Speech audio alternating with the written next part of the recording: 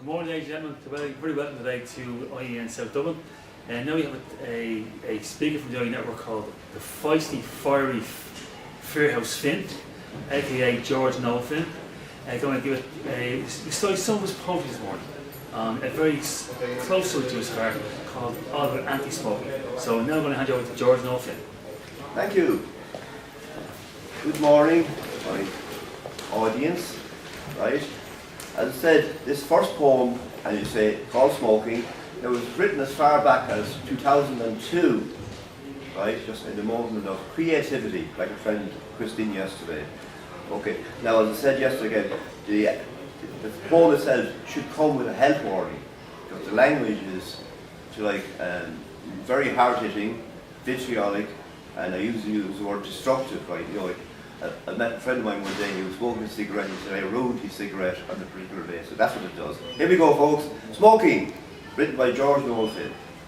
Can smoking be good for you when it kills your closest friends? And when you lose a daughter, you can never make amends. If it is your only son, well, the battle you have won.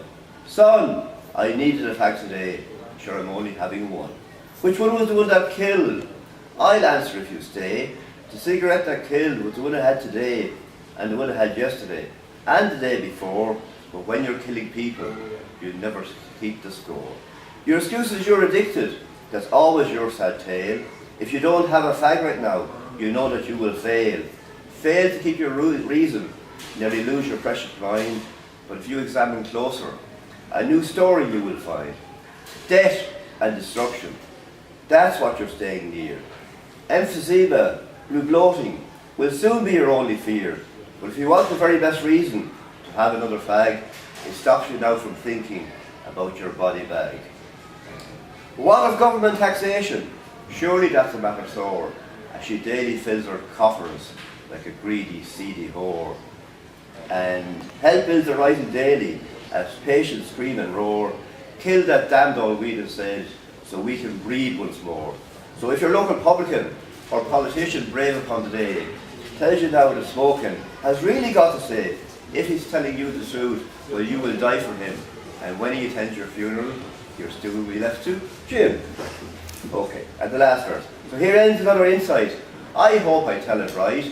And healthy, smoke-free people, they also have to fight for a simple God-given freedom. It's just called sweet fresh air. So leave some for your friends today if you really care. Gentlemen. Okay, my second poem this morning was actually, like in my own mind, customized for a teenage audience, and the title gives it away. So it's called Just 16. And again, this one I use a different type. I use shock tactics, but in a more obvious way. You'll get the gist of it as I go through the poem, right? So Just 16. Here we go. She was just 16 when she tried her first cigarette, and on that milestone day, she felt no deep regret.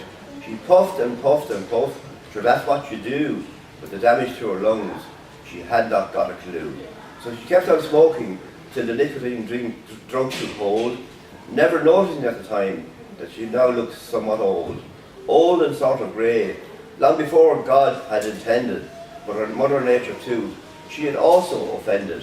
So why put pure poison in your pink young chest? Is that what your doctor said? Is it for your teenage best? But now the inhaled poison is taking its deadly toll. It's stealing your life and maybe your human soul. Because personal suicide is a strange human act. And when you smoke, sure is that not the eternal fact? Time now to review. When you smoke, is that not what you do? Before the grim reaper calls and bids your final adieu. I'm enjoying this smoking fag. Is that not my own choice? Why should I listen to George Finn with good advice? Smoking this good cigarette, sure that's a total farce. My pink skin soon to look like a wrinkled rhino's arse. So now my sweet 16, George Noel Finn does not want to be mean. George Noel will explain, our young lives soon redeem. You do not need to smoke, but that's the eternal joke. Because when you do my love, your living lungs you choke. Again, we'll give on. And now, the incredible achievement of putting romance and anti-smoking in the same poem. Okay, here we go. Number 3, a little bit late, a different Valentine poem. So you have to imagine you're a young lady, Jim, was writing this when you were 40. Right. Hello, my lovely Valentine, and this is not a joke. Red roses and wine, but please don't ever smoke, because smoking is the very opposite of a true love. You'll be forever coughing, not peaceful like the dove. And so, my lovely Valentine, show your real true love, and I will be with you till our time for heaven above. Romancing and dancing with the joy of lovely youth, and your lungs will thank you. Isn't that the truth? Your kissing will last longer, and your loving too.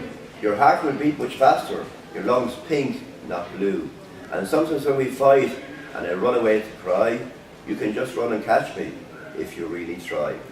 Love is not just an emotion, it's also a loving act. And here's how you can love me, now a well-known fact. Don't ever smoke, and your lady will love and marry you, and her lovely Irish children will be smokers too. And again, the famous addendum from the film. Love is never having to say you're sorry, you smoked. You're a Mila Margaret, Corda, Shinne,